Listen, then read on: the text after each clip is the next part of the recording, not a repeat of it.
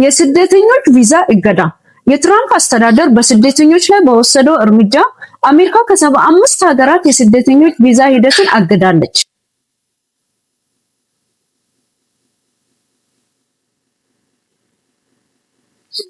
እገዳው ብራዚል፣ ኮሎምቢያ፣ ግብጽ፣ ሶማሊያ፣ ኢትዮጵያና ራሽያን ጨምሮ 75 ሀገራቶችን ይመለከታል።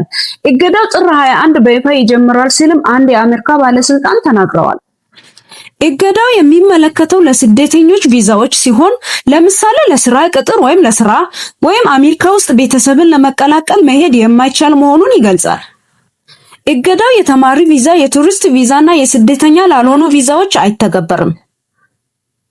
እገዳው በተጨማሪ ለዓለም ዋንጫ፣ ለጌም፣ ለስፖርትና ለተለያዩ ስፖርታዊ ተሳትፎ በሚሄዱ ሰዎች ላይም አይተገበርም።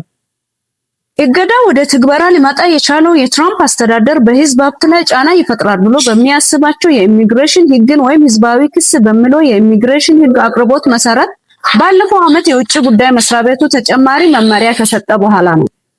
የአሜሪካ የውጭ ጉዳይ ሚኒስቴር ቃል አቀባይ ቶም ፒቦት በሰጡት መግለጫ በአሜሪካ ላይ የህዝብ ተጠያቂና የአሜሪካውያንን ሀብት የሚበዘብዙ ስደተኞችን ለመፍታት የረጅም ጊዜ ስልጣናቸውን እንደሚጠቀሙ ተናግረዋል።